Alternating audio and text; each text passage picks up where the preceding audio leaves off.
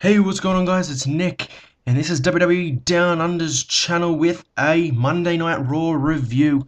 Now, normally I will be reviewing Raw in its entirety, but I'm only going to go over a few small things today, and I don't want to waste any time because we have a fair bit to go over.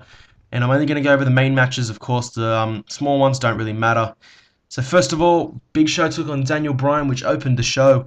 Sorry for rushing into things, but I've got to get these done quickly because we only have about 7 odd minutes of footage, I think a little bit less.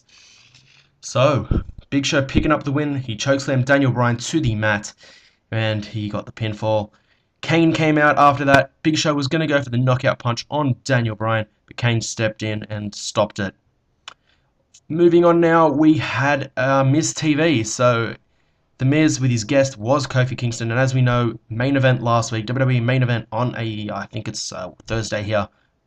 Thursday in America as well, actually, so that means it's a Wednesday here.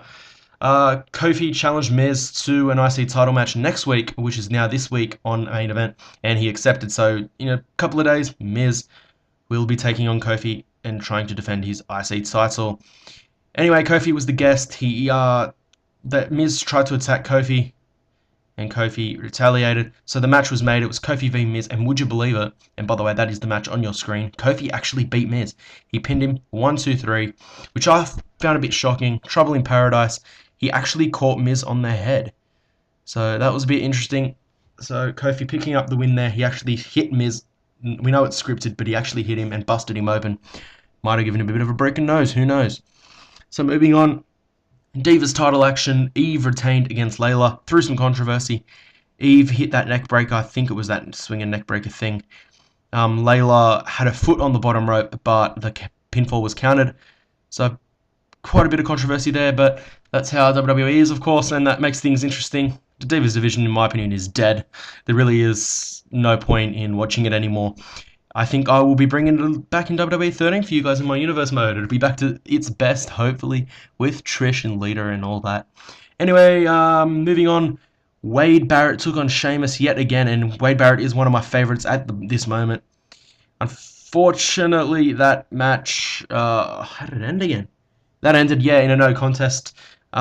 Sheamus, Wade Barrett Irish whipped Sheamus to the ropes, and Big Show, who was out watching the match, pulled down the rope, which forced a disqualification. So Sheamus won by DQ, which annoys me because Sheamus just simply does not lose anymore, which really irritates me.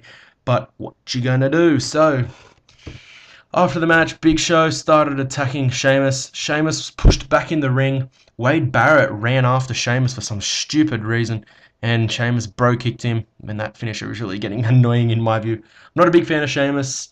I know a lot of people are going to be going off at me in the comments below, but I'm sorry, I'm just not a Sheamus fan. I am a huge Wade Barrett fan. And so Wade Barrett got bro-kicked, and then Big Show got clotheslined over the top rope, so Sheamus making a bit of an impact there.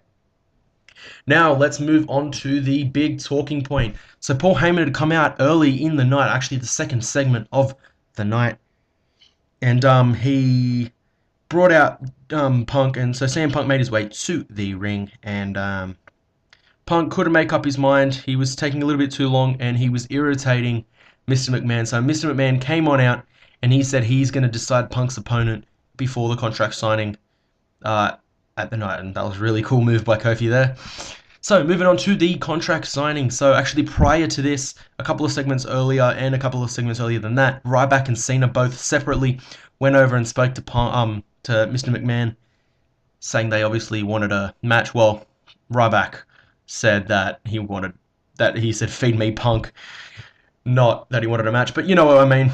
So anyway, it came down to John Cena. He was talking to Mr. McMahon, and basically this verifies John Cena cannot compete. His injury is a little bit too much.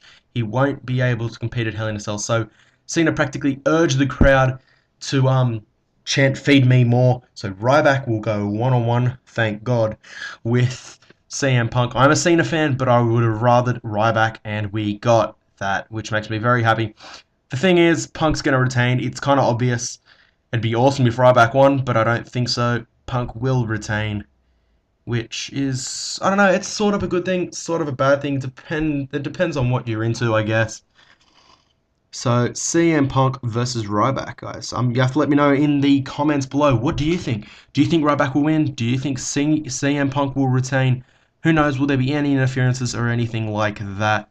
I don't know. I am interested to find out. And to be honest, I don't know. I really want RYBACK to win. I just don't see it happening. So we're coming to the end of the video, guys. The pinfall is about to be counted. Kofi Kingston, of course, won his match on Raw. That is that. And as we come to a close, guys, don't forget, WWE 13 comes out this late October. October 30, guys, for you in America. November 1 here in Aussie, Australia. Make sure you go get your copy on that day, or make sure you pre-order today. You can pre-order off Amazon. You know the drill. Or go to your local Gamestop/EB Games and pre-order. Make sure you get that Mike Tyson in there. All you guys know, I'll probably be getting WWE Fan Access just to make sure. As we hit the end of the video, guys, make sure you hit the like button. Got a good reception for the preview. That's it for me, guys. Subscribe if you enjoy my content. I'll talk to you guys later.